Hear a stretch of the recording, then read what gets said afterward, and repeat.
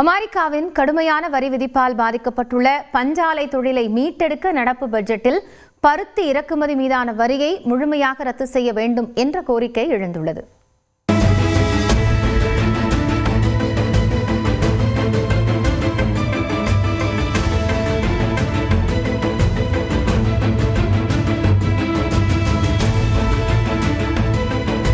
தென்னிந்தியாவின் மான்செஸ்டர் என அழைக்கப்படும் கோவையில் சிறிதும் பெரிதுமாக 500க்கு மேற்பட்ட பஞ்சாலைகள் உள்ளன.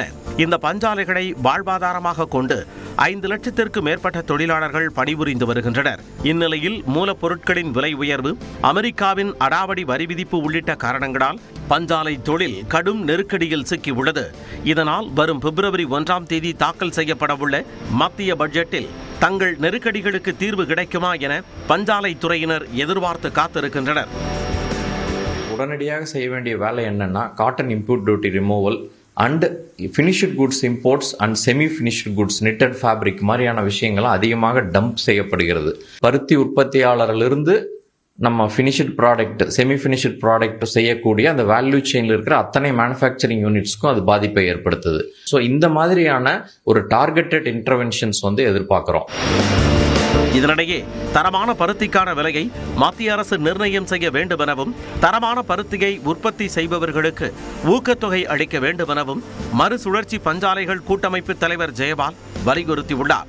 பஞ்சாலைகளுக்கு பருத்தி எளிமையாக கிடைக்க இந்திய பருத்தி கழகம் உருவாக்கப்பட்டுள்ள நிலையில் அதில் சர்வதேச சந்தையை விட அதிக விலைக்கு பருத்தி விற்கப்படுவதாக கூறப்படுகிறது.